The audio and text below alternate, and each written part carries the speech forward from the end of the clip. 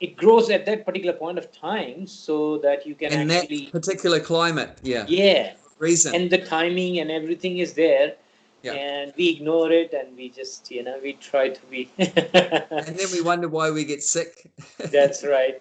And then genetically modified stuff, you want to grow everything fast. You want to grow mango, it will take some years. You can't make it fast. Yeah. So that's another thing. We don't have patience anymore. We just want. Yeah. Yeah. Yeah. We are going And against the you know, laws of nature. like if your body gets too cold, it'll create disease. In the form of like we get a flu or a cold if it gets too cool. And if it gets too hot, we get like boils. Boils. Mm-hmm. You get Yes, rashes and boils on the skin. that's If right. your Yeah. if your body heats up too much, just like if you eat too many mangoes, Mm.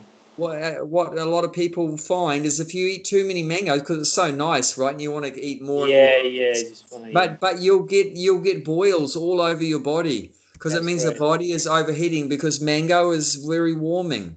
Mm. Mango is warming, so like that. So like that, if we go in the flow of all these natural rhythms, then Yeah, everything's that's okay. But as soon as you go against the laws of nature and out of the harmony, then immediately there's some problem. yeah. Just like I mean, just like that's if so you true. eat too much at one time, if you really enjoy satisfying the tongue, but as soon as you eat too much, immediately become sick. Yeah, that's right. And so you can see that the whole system is there to stop you, but we Yeah, just ignore it, isn't it? yeah. We just And do you see differently. that like the animals are very in harmony with these natural sort of rhythms. Like animals never overeat. Yeah, that's true. They just take what they need and then that's it.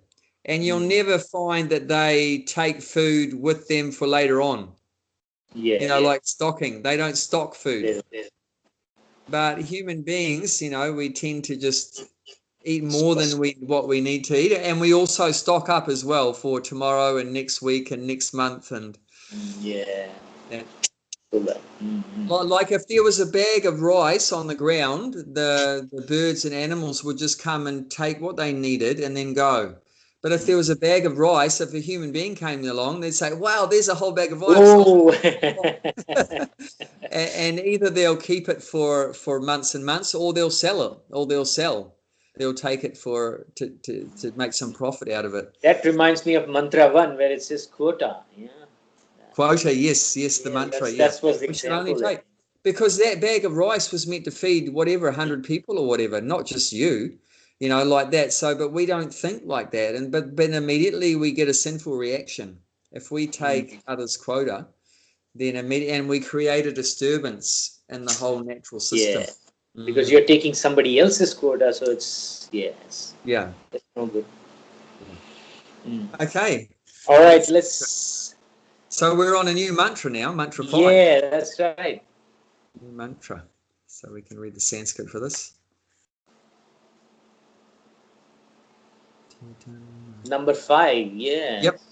So number 4 and 5 are basically the potency of the power of Lord, actually, isn't it? Yes. So many potencies. Yeah. Tare jati tanai jati. Tad ijati tan naijati. Tadure tadvantike. Tad dure tadvantike. Tadantarasya sarvasya. Tad antarasya sarvasya. Tadyuv sarvasya bhayata. Tadayu sarvasya bahita. Let's do it once more. Okay. Tadiyati tanai jati. Tadjati tannai jati. Tadure tadvantike. Tadure tadvantike. Tadantarasya sarvasya. Tadantarasya sarvasya. Tadyu sarvasya, hang on. Tadyu sarvasyasya bhayata. Tadyu sarvasyasya bahita. You'd like to read the translation, Yes. Narendra? The Supreme Lord walks and does not walk. He is far away, but he is very near as well. He is within everything, and yet he is outside of everything. So this appears to be a very bewildering verse because there's three different contradictions here. Three different opposite statements made. Yeah. So what are the three opposites? And he walks, he doesn't walk. Yeah. He's near, but he's far. Yeah. He's within and he's outside everything. Yes. What's my iPad? Yes. It's downstairs, man. Downstairs on the close my door, please. Sorry. That's all right. That's all right. He's coming for iPad. Yeah. That's all right. Essential item these days. Oh, crazy. Sorry about that. Yeah. That's right. So yeah, the contradiction. Yeah. So yeah. So it's this is called achintya in Sanskrit. Achintya. Achintya. Achintya. Achintya. A-C. Or you cannot think of. Okay. T-Y. Achintya means. Yeah. Is it correct? Because Inconceivable. In Hindi, So chintya means thinking, the mind thinking. But you put an A in front of it, achintya, means you can't think. It's means it's beyond our thinking power. Yeah. Like we say, blow the mind. That blew my mind. Means it's beyond our mental comprehension, understanding. So it said the Lord is full of this. Just give me a second, sorry. They are making noise.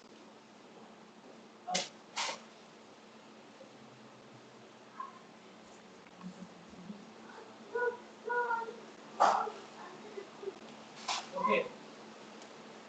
Come late. Go. Yeah, go. Sorry, the mother is gone, so he's after me now. Okay, that's right. That's understandable. It's all right. It's okay. Yes, so he has many inconceivable potencies. It's called achintya shakti.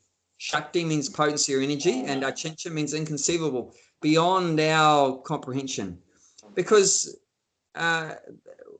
we don't do this ourselves. We can't have these opposite potencies to be near and far and inside and outside like that. So and we've never seen anyone else or experienced anyone else that has that. But the Lord has unlimited potencies, and it's inconceivable for us. One reason why these statements are made in the Vedas is to establish that he's not an ordinary person. Yes. So it will make statements like in the Upanishads that the Lord does not walk, to establish not that he can't move, but to establish that he doesn't walk like us. You cannot compare his walking to our walking. He doesn't have very limited legs like what we do. So it's said, like in the previous verse, that even though he's very far away and his abode is very far away, but he can move, faster than swifter than mind. Swifter than the mind. So he can definitely move, but his movement is not compared to our movement. Therefore, the Upanishads will make statements like apadani. Apadani. Pada means feet, but it'll say the Lord is apadani. So he doesn't have feet, but actually he does have legs, and he can move, but his legs and movement is not comparable to ours. So just to establish that, there'll be statements like that he has no legs, he has no arms, he has no eyes like that. Actually, we know that he does. He has spiritual legs, spiritual arms, spiritual eyes, but they cannot be compared to ours. Therefore, to establish that his form is very different than our form, it'll say, a pardani and a hastani, which means, no hands and things like that. A pashati, that he does not see like that. But actually, his seeing power is far greater than ours. His strength is far greater than ours. His ability to move is far greater than ours. So these statements will be there. That although he does not walk, but he moves faster than the mind, and things like that. Although he has no hands, but he can accept offerings from very far away.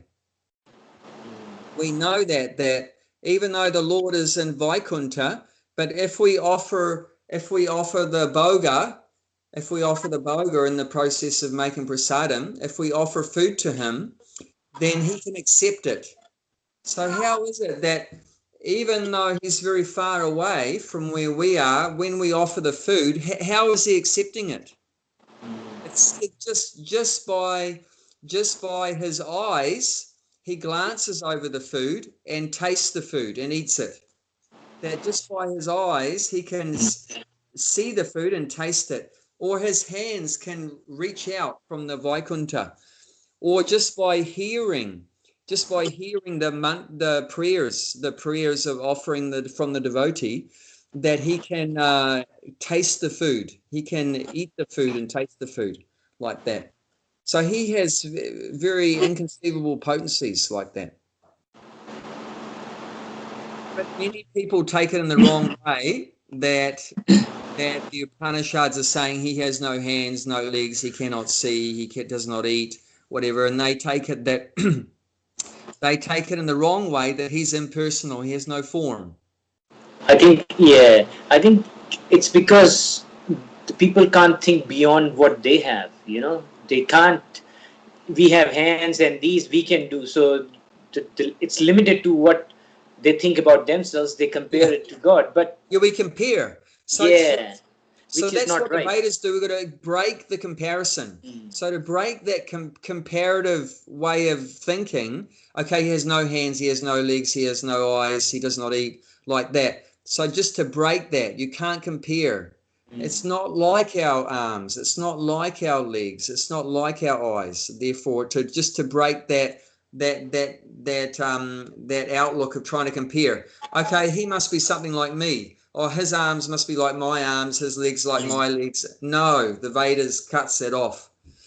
But then establishes that he has transcendental form with transcendental senses, and that any one of his senses can perform the function of any other sense. So like I'm saying, he can eat with his eyes. He can talk through his elbow. He can taste through his ear. He can smell through his finger. His senses have interchangeable functions. One time we hear that when Krishna was in Dwarka on this earth 5,000 years ago, when he was in Dwarka, some of Krishna's grandchildren were playing, and they found a dried up well. And in the bottom of the well was a lizard. And that lizard was actually a king that had been cursed. Well, not cursed, but due to his past sins in his previous life as King Nurga, his reaction was that he took birth as a lizard in the bottom of a dry well. So the children found him. They couldn't get him out because he's very far away down the bottom of the well. So what did they do? This is the nature of a devotee. And if you're in a difficult situation, you always call out to Krishna. So they called out to their grandfather, Krishna, very fortunate that Krishna is the grandfather. And Krishna immediately came, and he got the lizard out of the well. Do you know how he got the lizard out of the well? using his hand. Just went to it. But it's very far away, so the lizard, the well might be, I don't know how deep it was, but it's definitely longer than our arm. Is only a metre and a half. So say it was 10 meters or whatever. He stretched his arm. His arm just stretched out, and he grabbed the lizard and then retracted his arm, and then being touched by Krishna's hand, that purified him of all of his sins from his past life. And he immediately got his original form as a king named Nruga. And he told the story to everyone, how it happened that he became a lizard. And there's a whole story there. And you can read that in Srimad Bhagavatam. But so the Lord's form is so different than ours. You can't compare it. His arm works differently than our arm. And even like I said, just touching him, you immediately get purified of all material contamination. You don't get that if you touch one of our bodies. You get more contaminated if one of our bodies touches you. So, sorry, give me a minute. Yeah. Oh.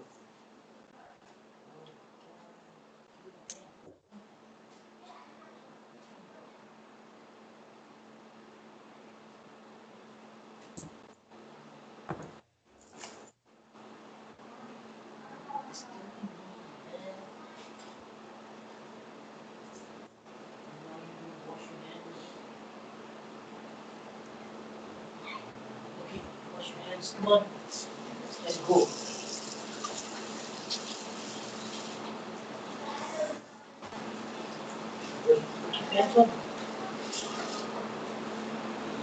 Wash your hands and wash your hands.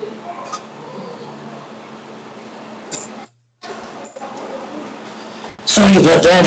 I have to help him in the toilet. No problem. That's okay. That's part of what parental life is about. So, so the Vedas will establish that his form is not like our form.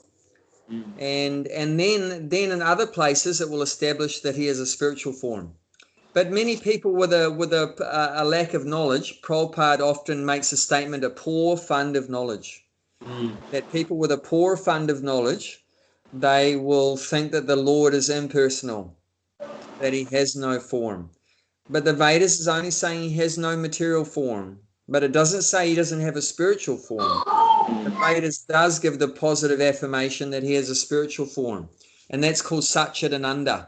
Satchidananda Vigraha. So why would the Vedas say Vigraha, which means form, if he doesn't have a form? But it's a Satchidananda Vigraha. It's a spiritual form. So Sat means eternal, Chit means full of knowledge, and Ananda means bliss. So he has a form made of bliss. Just like we have a form of, what is it made of? Earth, water, fire, air, and space. The Panchabhuta, 5 elements. But his form is made of 3 things, Sat, Chit, and Ananda. And actually our soul is made of those 3 elements too, Satchidananda. We're also Satchidananda Vigraha. But our Satchidananda form is covered by this Panchabhuta, material element form. And the idea of bhakti is that by doing bhakti, we become purified, and then we can get liberated or moksha, mukti from this Panchabhuta form. And this 5 element form, the skin and so forth, is not called vigraha, which means form, but it's called sharira. This body is called sharira. Sharira basically means a bag full of mucus, bile, and stool. So it's not very nice. And definitely Krishna doesn't have a sharira, this bag of mucus, bile, and stool. Krishna has a Satchidananda Vigraha. And we also have that, but that's the idea. We want to get back our Vigraha uncovered, because now it's there. It's the spiritual body is there within this one, this Vigraha, but it's covered, just like my skin is covered by the shirt. So the idea of bhakti is to dissolve this material covering. Actually, within this 5-element Panchabhuta, then there's another subtle body, a subtle body, and that's mind and intelligence and false ego. So that's mana, buddhi, and ahankara. So there's actually 3 bodies. 3 bodies. The gross physical body, and then the subtle body, and then the spiritual body. So yeah, so understanding that, but people with a lack of knowledge, they think, oh, God has no form, it's just energy, just light or something, they think like that. So here is different. So let's have a read. Okay. Start reading the purport. Yep. Here is a description of some of the Supreme Lord's transcendental activities executed by his inconceivable potencies. The contradictions given here prove the inconceivable potencies of the Lord. He walks and he does not walk. Ordinarily, if someone can walk, it's illogical to say he cannot walk. But in reference to God, such a contradiction simply serves to indicate his inconceivable power. With our limited fund of knowledge, we cannot accommodate such contradiction, and therefore we conceive of Lord in terms of our limited power of understanding. For example, the impersonalists, philosophers of Mayavad school, accept only Lord's impersonal activities and reject his personal feature. But the members of Bhagavata school adopt the perfect conception of the Lord, accept his inconceivable potencies, and thus understand that he is both personal and impersonal. The Bhagavatas know that without inconceivable potency, there can be no meaning to the word Supreme Lord. So the Lord does have an impersonal feature, and that's the Brahman. So that is there. There is a formless aspect to the Lord, and that's the Brahmajyoti. The spiritual light that emanates from Krishna's body is called Brahmajyoti. So that is a formless energy that pervades everywhere in the spiritual world and the material world.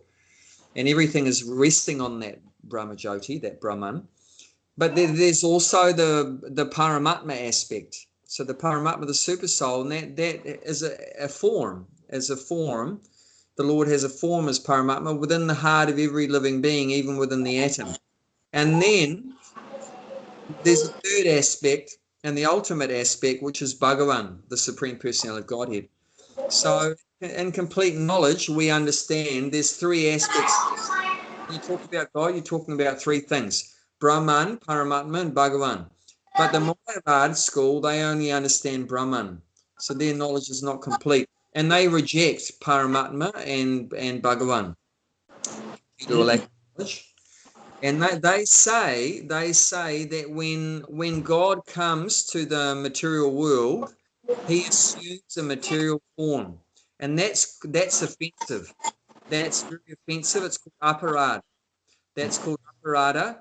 To think that when God comes to the material, his avatar, his incarnation, when he comes down, he comes in a material form.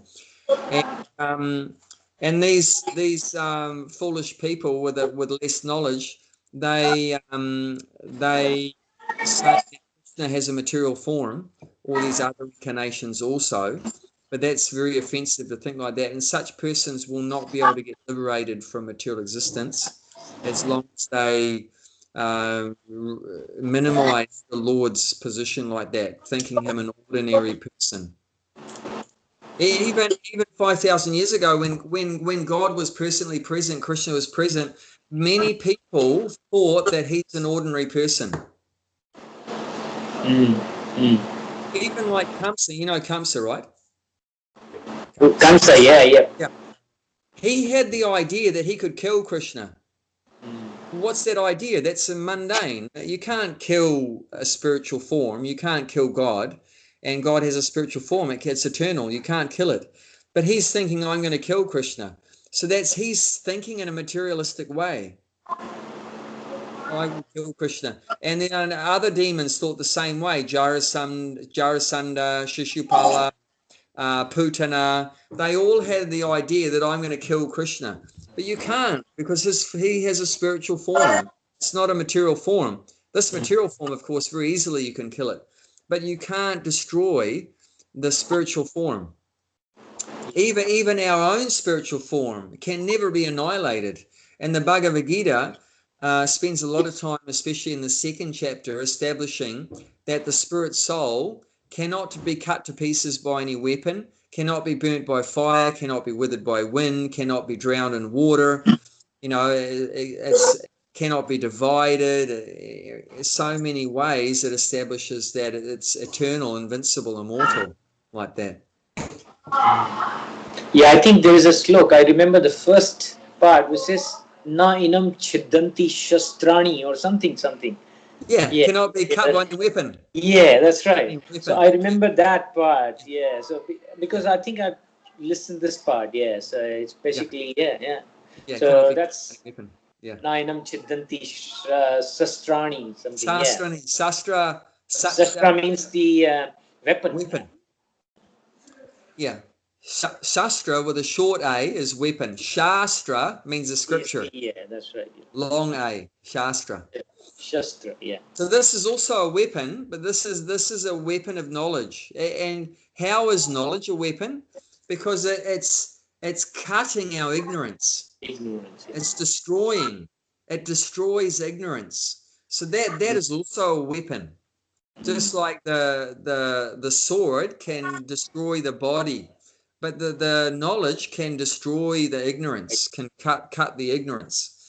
So that's also comes from the same root word. The word, yeah. So it's said that you can't progress in spiritual life unless you accept that the Lord has a Chinsha Shakti. He has inconceivable potencies. If you can't accept that fact, that he has powers beyond ours, beyond yours and mine, like say we hear the past time when Krishna lifted a mountain for 7 days with a little finger in his left hand. Now, a lot of people, when they hear that, and he's 7 years old at that time, most people would say, "No, that's ridiculous. That's mythology. That's fairy tale. That's superstition.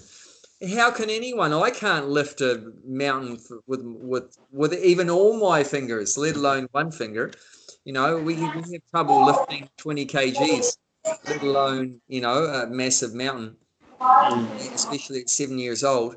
So a lot of people, if they are not prepared to accept that Krishna has unlimited and inconceivable potencies, that God has that unlimited potencies, then they cannot progress in spiritual life. It's impossible. We have to come to that point where we have faith in these statements which are describing his unlimited potencies, that although he's very far away, he can come here immediately, that he can see everything. He's inside and he's outside at the same time. He's near and far at the same time, and all these kind of statements. We have to have faith in these statements. And we have faith because we understand that he's unlimitedly more powerful than us. He's unlimitedly greater than us. I mean, we have potencies too. Like I said, we can lift 10 kgs, 20 kgs. So we have some Shakti. But compared to ours, his is like so vast. It's incomparable. You can't compare that. So we have to accept that incomparable difference between him and us, that he's so greater. We're Anu, we're tiny, and he's Vibhu, he's very great. If we can't accept that, then it's not possible to advance. Whether we're a Christian or a Hindu or a Muslim or Hare Krishna or whatever, we have to accept God's unlimited and conceivable potencies. Otherwise, like I said, we'll just write him off. Oh, that's just fairy tale, that's just mythology. And so many people, like in Western people, they would say it's all mythology. That's past mythology, and they say that even the Bhagavad Gita is mythology, right? Yeah. The They say it's just, some of them say it's just an analogy. It's just an analogy. Like some people say that even the Pandavas aren't real. That the is just an analogy for the five senses. And Kurukshetra, some of them say there wasn't a battle of Kurukshetra. It was just the Kurukshetra is an analogy for the body. So the body is Kurukshetra, and the five Pandavas are the five senses. I can't. Not now. You have to. It would have been on Microsoft. So you can do it on your. God. Me and. That's okay. If you have to take a break for a minute, it's okay. No, yeah, they had just. Yeah, if you have to take a break to sort out their things, that's all right. Yeah. I don't mind. Just give me a second. Yeah. Sorry. No problem. Sorry.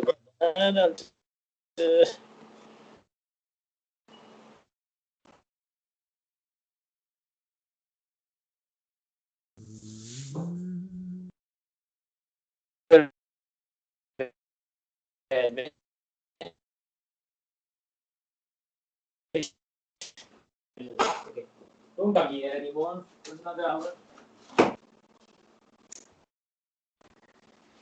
Oh, sorry about that. That's okay. That's okay. I have done it.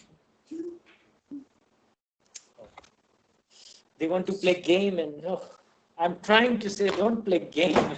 Read some Bhagavad Gita, but they don't understand. Oh, if I mean, I was thinking, I mean, if somebody has told me all this early in my life, things like that. Yeah. But it would have been different. You know? Yeah. We've been living right way. Yeah.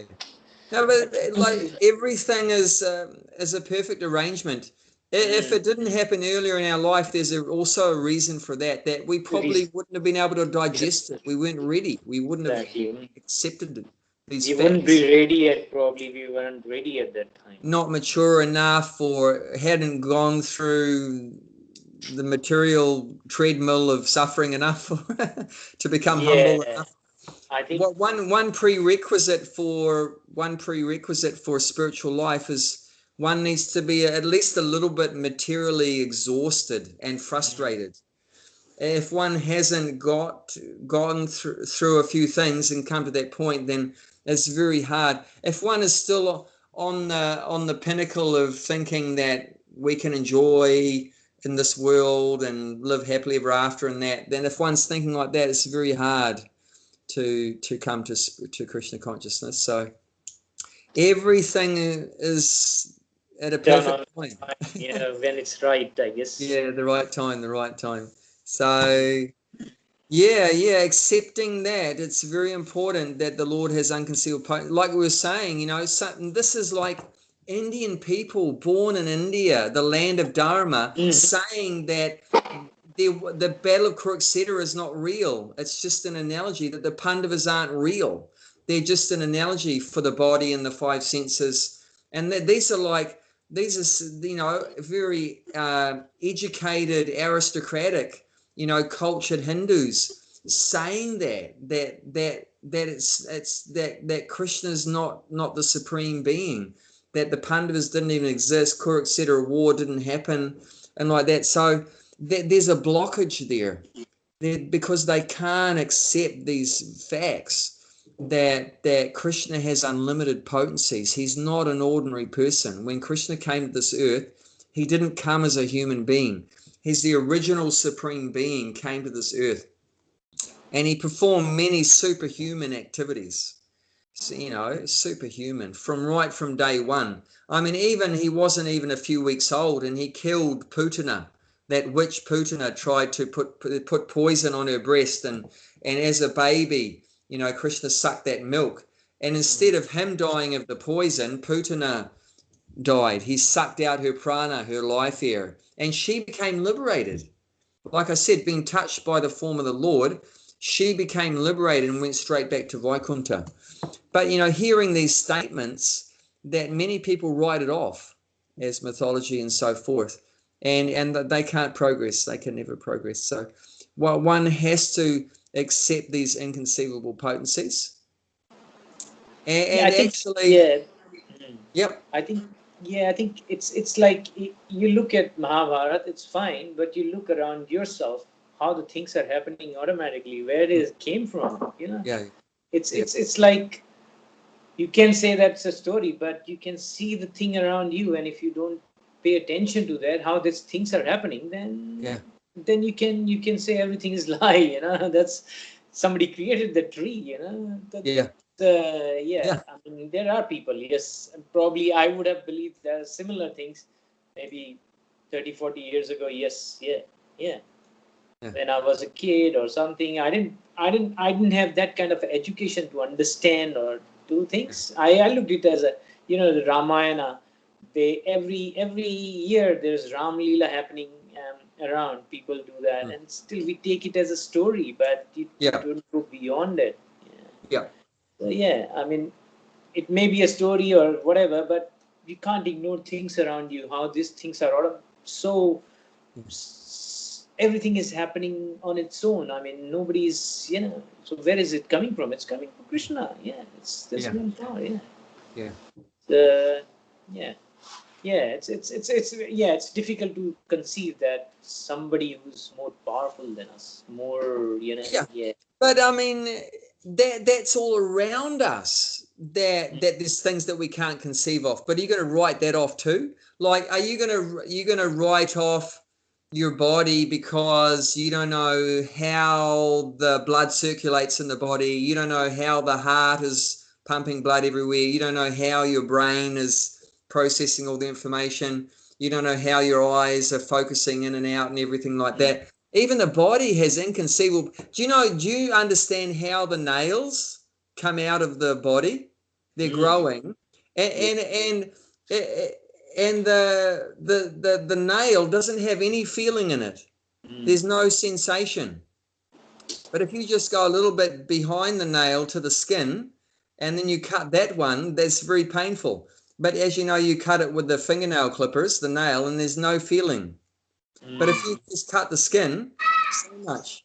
So how is it the nail is coming out of there? There's so many things we don't understand, even right around us. Even there's one Leela where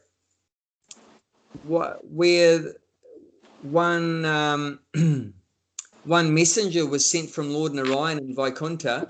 You go and talk to in the material world one cobbler, he fixes shoes, and one brahmana. And when they ask you what is Narayan doing in Vaikuntha, you tell them he's threading an elephant through the eye of a needle. Wow. He's putting elephant through the needle, eye of the needle. So when he went to the Brahmana, he's a Vishnu Duta. He's a messenger from Vishnu, from Narayan. So the Brahmana said, Namaskar. What is my Lord Narayan doing in Vaikuntha? And the messenger said, he's putting an elephant through the eye of a needle. And he said, come on, that's ridiculous. How can you believe that? That's can't be possible. And so, he didn't accept it, had no faith. And then the messenger went to the cobbler, some poor man, not very educated, poor man. And Namaskar, Vishnu Duta has come. What is my Lord Narayan doing in Vaikuntha? And the messenger said, he's putting elephant through the eye of a needle. And the cobbler said, just see how wonderful my Lord is. He is so glorious, so powerful. And the messenger said, how can you believe that? How can you accept that? And the cobbler said, well, I just looking around me, I am seeing like this one seed from the banyan tree, this one tiny seed, hardly you can see it from the banyan tree, this tiny seed. Yeah. That whole tree is inside the seed. Right? The whole information, everything to making the tree is inside that seed. Yeah. And not only the tree is inside the seed, but each tree has millions of seeds, right? Each tree has millions of seeds. So not only the tree is inside the seed, but millions of seeds to make more trees is inside the seed. Now Exactly. you try to comprehend that one, try to understand how that works. You Yeah. can't. That is also a Chincha Shakti. Mm. So not only God has a Chincha Shaktis, inconceivable energies, but even in this material nature around us, even our own body and the trees and the animals. And like, for example, I don't know if you've heard about this, but sometimes they'll do some excavation of the earth and they'll be digging in deep places which have been buried for hundreds of thousands of years. Mm. And sometimes when they're digging in the rocks, like a frog will come out and the frog's alive. Mm. And they've carbon dated that bit of earth to see that bit of earth is like, 150,000 years old or whatever. Mm. Now, how the hell is a frog staying alive under the earth for 150,000 years? That's a Chincha Shakti. It has that the frogs have that mystic power. Somehow they can go into like a samadhi kind of state, like trance. They just shut down the body, just shut the body down, staying alive, but not using up any of the energy. And they can stay like that. So different species have different inconceivable powers, and we can't understand how it works. Mm. Sorry. Okay. Another one coming and he's just bothering me. Ah. This is Ah. seen as a test from Krishna.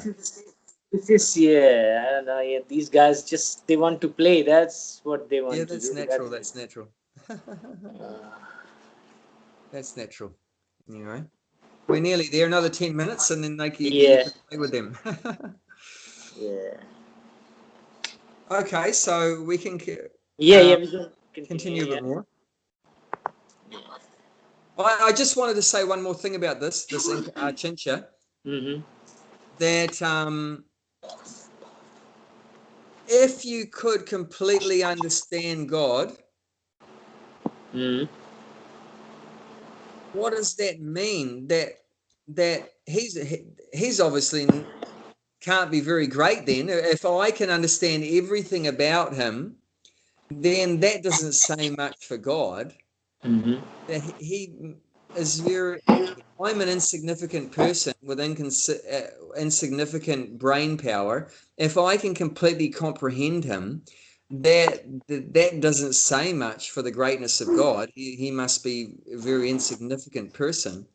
So that's I don't know how to put that.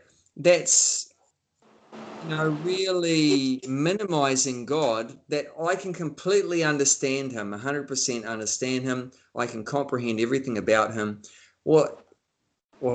That's pretty insignificant. What an insignificant person he must be if you can understand everything. Yeah. Well. But the fact that you can't understand everything about him just should make you feel that, wow, he's so great, that he's far beyond me. We should be happy with that. Don't feel bad. Don't feel bad that I can't completely comprehend him. No, that's a good thing. It's not a bad thing. That's indicating that he's just so vast. He's so great. Just like an ocean, right?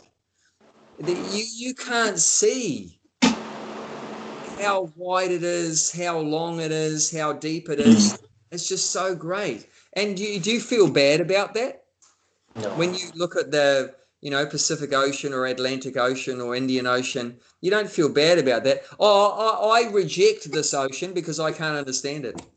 You don't say that, do you? Oh, Yeah. I completely reject this ocean because I can't comprehend it. No, you just understand that I'm very tiny and the ocean is very great. So we shouldn't feel bad or have doubts when we hear about how extraordinary his activities are. We should feel good about that he's so powerful, he's so great, and we should want to take shelter of him because he is so vast and so great. We should want to take shelter of him and surrender to him. If he's another insignificant person, like oh, he's just like my neighbor and I understand how he works and how he deals. I mean, there's no benefit of taking shelter of another small person that we can comprehend. Now, we want to take shelter of someone that's very vast, very great. Does that make sense? That sort of point? Yeah, of course. I mean, you can see the examples, as you have given so many examples now, that Krishna he's beyond us. We are his creation. So I mean, you can't. And the other thing is, part of Krishna consciousness is you can actually feel that if you chant or anything, things which you can't feel before, you can feel it now. That things you can understand more. And I mean, self-realization part of the thing is that where you get that idea that okay, there is a power, we are under control, we are not independent, we are under some power. And that obviously, I mean, if you in parallel, if you think, there are we are under the control of government, similarly we are under, this whole world is controlled under him, and you can see that you are not in control. There are so many things you can't control. So there is a power, we call it Krishna, somebody calls something else, but yeah, there is power. There is power, and we have to respect because we are under his power. So, Yeah. and you can feel that if you just think about it, that we are not independent. We are under somebody's control. Yeah. So, and he's the one. And then, as you said, if you surrender yourself, you feel that things are happening which you can't conceive. Good things or bad things, whatever. You will feel that that things are happening which much more peaceful. You'll find yourself more peaceful. So that's, Yeah. I mean, there is of course there is some power, and then we believe that he's Krishna. That's Yeah. what it is. I mean, yeah. And once you take the authority, then as you said, you when you surrender, you are not taking into responsible for everything. And that basically reduces anxiety, because you can do what you can do apart from, and there's so many factors, or it's Ishwar's control basically. So you just do your best and then leave it to him. So that is the right way of living nowadays. What we think we are responsible for everything, and we try to do, if we do mistake, we can't do something. Yes, the struggle, the anxiety, and all those things. When you put everything on yourself, that's wrong. You are not. You Yeah. cannot. You Yeah. can Yeah. only do so to some extent. So Mm. you have, as you said, I mean, you have to understand, and you have to think. You basically, there is a bigger authority under which we are working. So you have to respect that, I think. And that's where, yeah, that's what I think of it. And that's where he is not like us. He's more powerful. He can do anything. It's like, as you said, he can transform. And the impersonalists say that he doesn't have a form, but everything around you is his creation. He can change forms. He can be material. He can be, but it doesn't mean he's acquires those quality of material, isn't it? There's some nirguna or saguna or something. I was reading Yes. about it. Yes. Yeah. Yeah. So he's nirguna, means he can be. He's not material. He doesn't um, get the material qualities. If he comes as Krishna Yes. or something in a Correct. Yeah. material body, he is Yeah. not, because he's more. Yeah, he's created this world. So I mean, you have to respect his authority, and if you don't respect his authority, that means you are more into material or Maya, and then you are going to go through that phase Yeah. of. Yeah. Yeah. So this point of accepting his inconceivable potencies comes down to a quality that we need to have, and that's humility. And then that's the beginning of Prabhupada explains in the Bhagavad Gita, which is Krishna is saying the first knowledge that we need to have in spiritual life is to understand this quality of humility. And we can't progress any further in spiritual life unless we have got this humility. It means that understanding that we accept the fact that we're very small, we're very insignificant, that we're not great. And when, like you said, we're not in control, that we're under control, we're not in control, when we don't know everything.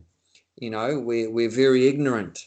So this is very essential. And the opposite of humility, of course, is pride, which is a great stumbling block in spiritual life. And a proud person will never be able to accept that Krishna is greater than me, you know, and I can't understand him. You know, they're not going to be happy with that. Why aren't they happy that Krishna is greater than them and is beyond our thinking? Because they're proud.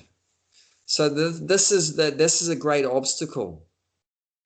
And only when one becomes humble and that pride is reduced, one becomes prideless, then one's happy to accept that. I have no problem to accept that Krishna is greater than me, that Krishna is beyond my mental power, because that humility is there. You know, I understand the universe doesn't revolve around me. You know, I am very tiny, insignificant thing, you know, but a proud person does like that. We think we're the center of the universe. Even what modern science says, some of it indicates how proud we are. Like, for example, scientists say, have said for so many years, decades, that this planet Earth is the only planet in the universe that has life on it. That's ridiculous. That's so egocentric. That because I'm on this planet, there's life here, but there's no life on any other planet.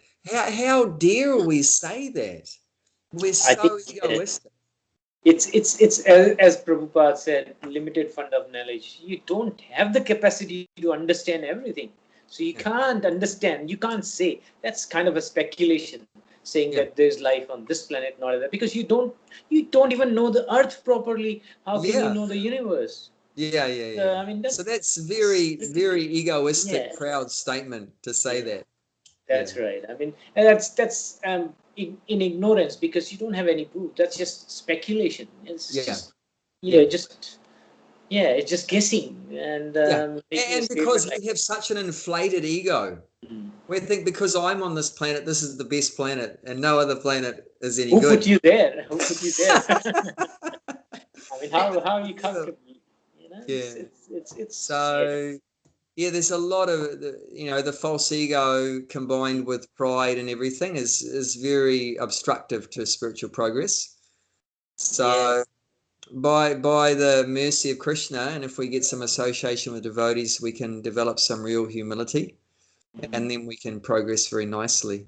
I think pride is still, I mean, even in this world, in the material world, if you want to learn something, pride is the thing which will stop you from learning more, right? If you say, I know everything, but you don't. Then how can you learn anything? As soon as you think like that, then education is immediately finished. That's it, yeah. So, I mean, I think one of the great peoples, they are so much they have so much humility. I mean, that's why they have learned so much. So that's a very It's actually, it's said that a disciple should always feel himself a fool in front of his spiritual master. And that way the disciple can always learn. If he thinks, not that we should act foolish, but we should feel ourselves to be an ignorant fool in front of our guru, our spiritual master. That way we can take the full benefit of the knowledge. As soon as we think, I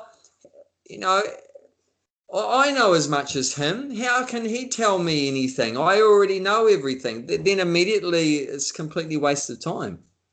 And the thing is that you can learn from anybody. I mean, even a 10-year-old or anything at any point of life, because you haven't experienced the whole life. So somebody used to say, I know 1,000 things which you don't know, and you know 1,000 things which I don't know. So I mean, nobody knows everything. So you can learn from anybody. I think that should be the attitude, I think. But that's humility is, I think, a must to learn, I guess. That's big. I think it's getting night. It's dark. It's pretty dark behind me. I haven't turned the light on. Nobody is there to switch on the light today. No, I didn't want to leave this conversation even for a second. No, that's good. That's fine. How about your dinner? What are you gonna do? Are you we had a habit of having a late lunch. We have a big breakfast and a late lunch, and then drink some garam doodh, some hot milk at night. nice. Okay, twice. That's good. Just twice, yeah. Yeah. Because we normally have lunch between 3 or 4 o'clock. So it's sort of Ah. like early dinner, late lunch. Just have 2 big meals and then a snack at night, hot milk and maybe a cookie or Okay. something like that. Yeah, But whatever works. I mean, for me, that's what works the best. But for someone else, something different. Yeah, I think in Ayurveda they said that you shouldn't be going to sleep with something in your stomach.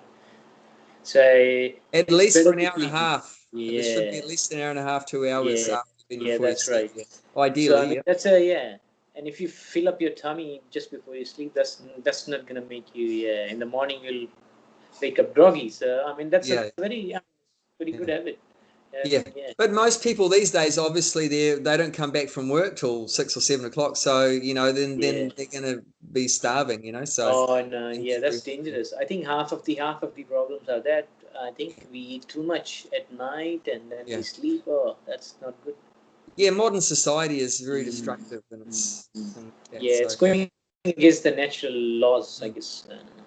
I mean, when I used to work an office job, what I would do, I would cook breakfast in the morning and my lunch and pack the lunch and take it with me and eat at the proper time, eat a good meal at the proper time, and then do the same thing and then just have, some light thing at dinner time, milk or whatever. And so I made sure I did that, even when I had a 9 to 5 job. I had a good breakfast before I went to work, and then I took my lunch with me, khichdi and yogurt and whatever else, sabji and roti or whatever like that, took it with me. But a lot of people these days, they just get up late, just swill down some coffee, jump in the car, they're off, and then they just buy, a sandwich or something like that. All those whenever they feel like, yeah, that's true. But that's not a good habit for the health. Not good for health. Yeah. I think you've got very good habit. I think night has to be light food, very light. Yeah, that's good. Anyway, I'll let you go. Thank you. Okay, you take care. Have fun with the kids. Yeah, you too. Thank you. Thank you. Thank you. Okay.